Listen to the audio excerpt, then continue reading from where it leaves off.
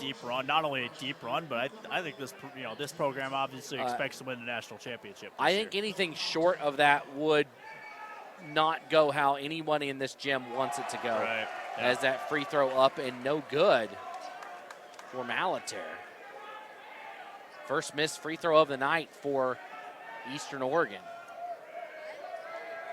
I mean, the Yotes, like we said earlier, they're built for a tournament run. They're so deep. If somebody has an off night like Drew Wyman a couple nights ago, he didn't score. And then on Saturday, he scored 16 points, and now he has 7. Wyman turns around, can't get that shot to go. Rebound Eastern. Yeah, so the Yotes, here's a little history on how they've done in the national tournament. They've advanced to the national quarterfinals 6 times, most recently, obviously, last year. National semifinals twice in 18 and 19. Then they haven't won the whole thing since 96. So there's a 3, and they're going to give the foul on the contact after the shot. Trying to see who that is that's down. I think that is Adam Orr. I think that's Samaje Morgan who picked up the foul.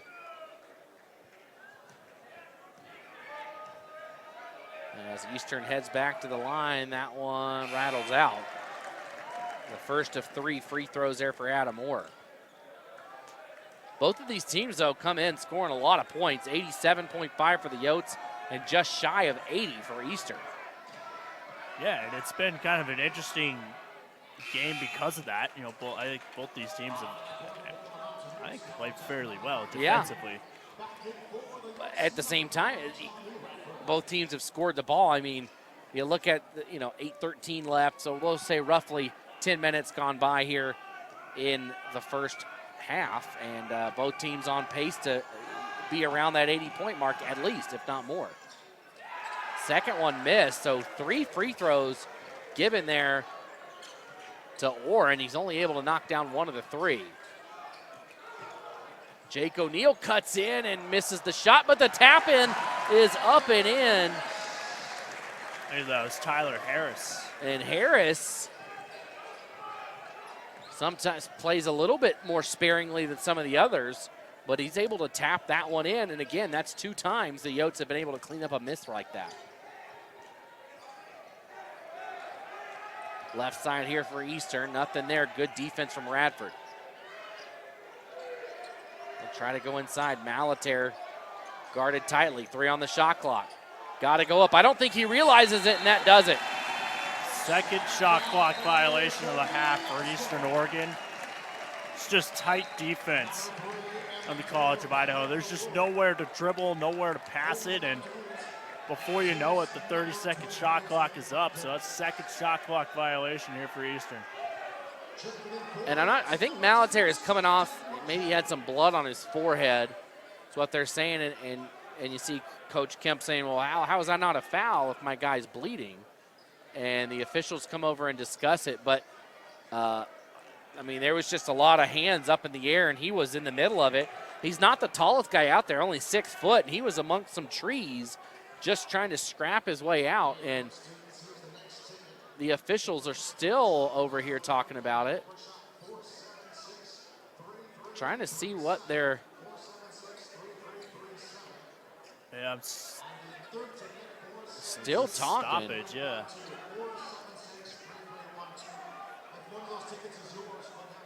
Still no indication of anything, but it looks like everything's all right. So Yotes will take over 29-20. Rogers working inside on Taylor, goes up and in. Just a little too easy, I think, there for Eastern Oregon defensively. I would have liked to see some help defense. That was the exact phrase I was thinking of. Well, that was a little too easy. I mean, he just backed him down and put it up. 31-21, 7 minutes to go here in the first half. Eastern trying to get it inside. There's the kick out for 3. And that one no good. And Harris, what a save inbounds. Here comes Wyman. Down low to Radford, knocked out of bounds. It's been a while since CFI has shot a three. They're just attacking the Yeah. basket. They're going right after the paint. Timeout here on the floor. 31-20. Right now, Yotes have 6 fouls, 3.5 points a game. Yeah, just that's a number you're not going to see really at all, other than how the College of Idaho has done it this year. This is a And there is a quick three by Johnny Radford. And I said this on the pregame. He has already shot the ball in his mind before he shoots it. He is so quick on the trigger, he wastes no time. Yeah, and you saw it there, the quick release, and that's what makes the three-point shooter so deadly is when they know where their spot is. They've already shot, like you said, shot the ball in their mind. And so much of shooting is confidence, too. Right. When you know the ball's going in before you release it, that thing's going to go down more times than not. Straight on three, no good. Offensive rebound by Taylor. And that's something Ivory Miles Williams was saying. He was saying this team is confident that they know they're good and they know that they can win. Here's a take down low and a big tough foul there as Ishmael Valdez hits the floor. Or excuse me, no. No, that is Valdez out there as he gets knocked down. Yeah, and to your point, not only is this team confident, not only do they have the talent, yeah, but ego has not gotten in the way of this team. No. And that's been, I think, the key over everything. When your leading scorer comes off the bench and you've got players like Caden Handren, he plays so well, but he doesn't score the ball much. And he is not looking to force his way into the scorebook. He is just out there playing basketball, and he is one of my favorite players to have seen across all teams this year just because of that attitude he has. The College of Idaho did not have a player lead the team in scoring in back-to-back games until February 17th. That's unheard of. Right, it doesn't matter who's out there for the Yotes. 5:38 to go here in the first half. Radford floats it inside to Harris, who goes up and in. Good find, good cut by Harris. 6'10" junior. He can move pretty well for that kind of size, and he's just wide open underneath. College of Idaho continues to attack the rim. Everybody bit on Radford when he squared up for three, and they already had that play drawn up as Harris floated inside. There's a three for Taylor, drops it in. 36-24 now. Yeah, reminisce of his days at Lapway High School there in North Idaho. Shot from the left side up and in for Morgan, and the Yotes are on a little bit of a hot streak right now shooting the ball. Yeah, I mean, to start the half, they were down in the under 30% at one point early in the first half. Shooting percentage, now they're up to 55% from the field. So in the last 10 minutes, they're probably shooting 60 or 70%. Continues to grow, and a foul on the floor. And I mentioned this last time, Lucas. You weren't here on Saturday. But, there was a medical incident last week. And you see him back over there on the bench. So good to see him back in his over there on the bench. There's these guys that sit on the bottom left there. You see them kind of right, just left of the center of your screen there. Just left of the official as you see them there. And they are here every game. And there was a situation a couple days ago. Glad to see him back out there to heckle the away team and the refs once again. That's what fans do best. So. That's right. It is. No points from the charity stripe there for Eastern Oregon. Yotes take back over with 4.5 minutes to go. Rogers cuts in, nothing there. He'll turn around, make his own shot. Who am I to say nothing's there? He does it himself, turn around, hook shot up and in. That's the second time Rogers has just gone into the paint, created his own shot, this time fading away. And College of Idaho, Coach Blaine must see something with that. It's the second time. It's just give it to Rogers and have him go to work. They must like a matchup down there. And a foul from behind, they're going to say. Preston Chandler was fouled. It was clean up top, but it must not have been clean down low. Yeah, I think they're going to call it on the body, and that's what the official signaled right when he called that foul. So Harris picking up the foul. You know, again, clean up top, but it's got to be clean on with the body too. 40-24, the largest lead of the game right now for the Yotes. Free throw up and missed for the CUNA product, Preston Chandler. Eastern Oregon's really struggled from the free throw line in the last, half of this second half. They're now 6 of 12 from the free throw line, 50%. Yeah, they started off hot and have really cooled off as Emmett Taylor drops that one in. And on the opposite side, Preston Chandler, he has 3 fouls. Justin Jeske has 2. So it's been called a little bit tighter than what we've seen the last couple of games, and you just have to adjust to that as a player. Yeah, totally. And that's part of being a player and part of that feeling out process within those first few minutes of the game. 17 combined fouls between these two teams here through the most of the first half with just $1:45 to go. Both free throws knocked in there for Taylor. As now the Yotes will work it around. Jake O'Neill cuts in. And he's going to have the ball taken away, but a foul going to be called. And the Fruitland product will go to the line. Fruitland, a team that has made the tournament this year in Idaho high school basketball. Yeah, Fruitland, a program that is pretty proud of what they could do. Yeah, they're for boys basketball as well. A school that's, I mean, you look at on both sides, right? So if you start at Eastern, you look at some of the teams here that players have come from, right? Pocatello High School for Isaac Brown, very good at the state tournament. Yep. Centennial made a trip to the state championship last year. Rocky Mountain as an 8 seed, right? Yeah. As that There's free only throw, 8 teams that make the tournament. They were the bottom seed.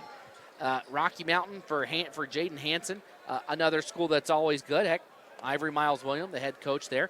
Then you got Dietrich and Lapway, who are 2 of the most historic 1A programs in the state on their side. And then if you look at the Yotes side of things, as the second free throw up, and that one missed too. I mean, you've also got Rocky Mountain High School, Middleton, who just won a state championship, Eagle, Ridgeview, Fruitland, Boise.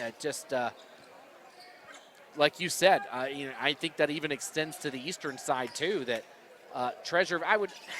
is Eastern in the Treasure Valley? They're like just on the edge as that shot up no good. But they're also over here recruiting these Treasure Valley athletes too. As they should. It's a major metropolitan area that's like only a couple hours away from their school. And Taylor drops in the 3. Big shot there. The lead down to 11 as a little bit of a run here for Eastern. And that's a personal 5-0 run right there for Emmett Taylor. Yeah, and that's something that you and I, we cover quite a bit of high school basketball. That's something that you and I have seen him do over the years over at Lapway High School. Taylor, a transfer from Idaho State University. So the other cool thing about recruiting in some of these schools is these coaches are keeping an eye on these local kids as they go to bigger schools. Right. And then you can kind of reapproach them. If they're not getting what they want out of that experience. Right. And Taylor, he got lucky there. He didn't pick up the pivot foot. And inside, a shot up for Dill, no good. 12 on the game clock as the Yotes will have the final shot here. Emmett Taylor looked like he might have gone up in the air, but they don't call it. Morgan floats in at the buzzer. No good. And that'll do it for the first half of play. A critical 5-0 run for the Yotes, for Eastern Oregon to close out the half, as it was a 16-point game back down to 11. That's a little more manageable. You look up at the scoreboard and see 4 heat check. Yeah, heat check. There. He's laughing about it. Yeah. Well, I mean, when you have 5 made threes, you can do a heat check. You're allowed to. He's on fire from NBA Jam. Right.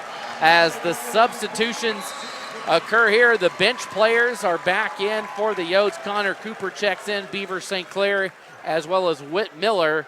And then once again, Tyler Harris, who played some pretty good minutes in the first half, actually, are in for the Yotes. Here's a fadeaway shot up, no good. Rebound by Whit Miller. This place is going to explode if one of these guys makes a basket.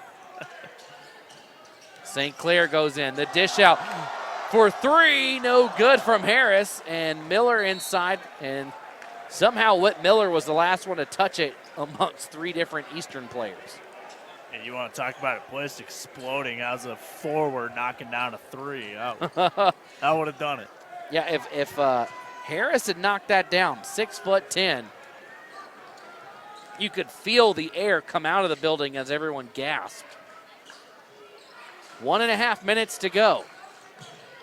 Down low, shot up, no good. Harris with the board. Whit Miller, Cooper in the corner.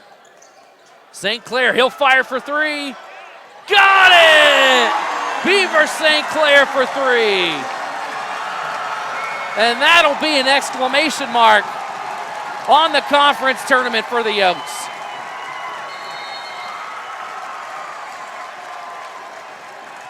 As the shot clock never started. As everybody on their feet here at the Jake.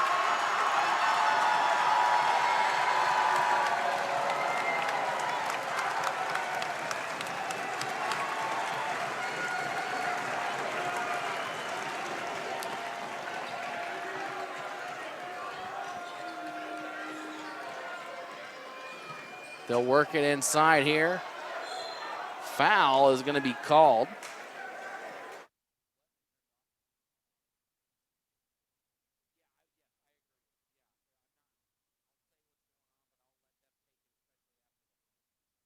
Anything, that's what I'm doing.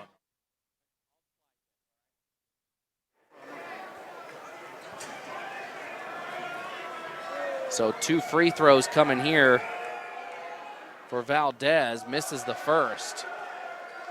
55.5 seconds to go here. Yotes by 31. And again, the two meetings between these two teams, on average, only a 15-point difference. And this one, the Yotes seemed a little bit angry tonight. Yeah, they kind of did. And, open this one up to 30, could be 30 plus by the time we're done here. And 30 in a row for the College of Idaho. Incredible. St. Clair kicks it back out to Cooper. Everybody wants him to shoot it. Over to Miller, 39 seconds. Whit Miller goes baseline up, no good on the shot. Eastern comes the other way. Here's a three from the corner, no good. Rebound out of bounds and to the Yotes. Shot clock is off. The Yotes just have to inbound it and run out the time, and that will do it.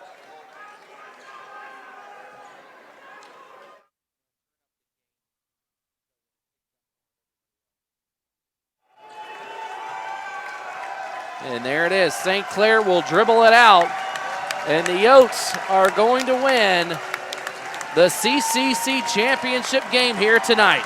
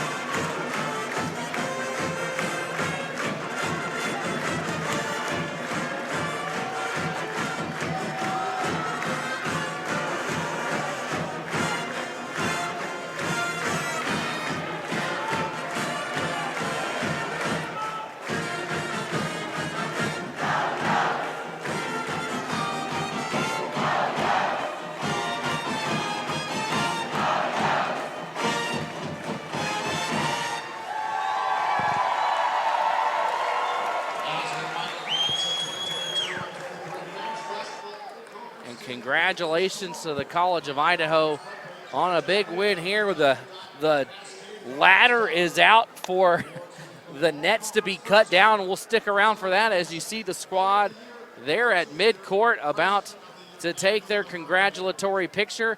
And you see the commissioner out there with the T-shirts, the championship T-shirts. We'll see the squad. We'll see if they put them on. Some people put them on, some people don't. But they'll put these on. Well, it looks like they're going to put them on, yeah. And they will step up to the ladder and cut down the nets And the Yotes, you know, obviously hope that this is not the last time they're on that ladder this season. Yeah, I mean, this, you know, like we said throughout the broadcast, this is a team that's going to expect to go to Kansas City and win the whole thing. You know, they haven't done it since 96, so 26 years is how long it's been. 25, 26 years is how long it's been since U of I has brought home a national championship. We talked about the what ifs, the year of the pandemic, the year everything stopped. You know, this could be the year that they go back and take care of that unfinished business.